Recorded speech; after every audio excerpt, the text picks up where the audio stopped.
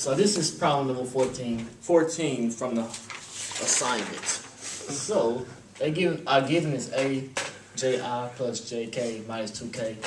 Our B is 2I plus 2j minus. So what I need to do is our cross product. So we get our label I, Jk, and we put our givens.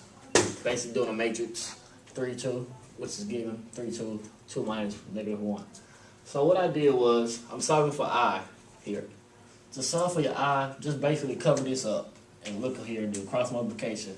3 times -1, 2 times -2. So what I did was, I got my answer with these, and I subtracted those two answers.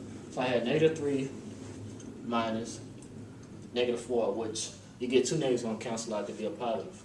So you get 1I. So on J, you do the same thing. Cover up your J. You solve for 3 for I and K.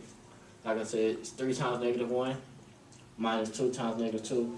So you get the same thing that you got from I. -3 times, minus -4, which will cancel out, give you 1 J. All right. So I move on to K. I cover K up. I multiply 3 times 2 minus 2 times 3, which I get 6. So I get 6 minus 6, which is 0. It's not okay. Which is okay. It's okay. So it's 0, K. So we move on to part A plus B. So A plus B is, you remember our givens they gave us as well. All we need to do is add our like terms up. 3I and 2I. So what I did was 3I plus 2I is 5I. So I moved over to my J's. 3J plus 2J is 5J. Yay! Next thing you know, we move over to the K. It's -2K minus K. That was a little tricky. But it's -K. -3K. Oh. So the last and final part, what they asked was, on the problem was, find A cross B times A plus B. So what we did was, I made A cross B a vector of C. I made A plus B the vector D. Oh. Yes. I repeat, Smart. I made A times B vector C. A plus B vector D.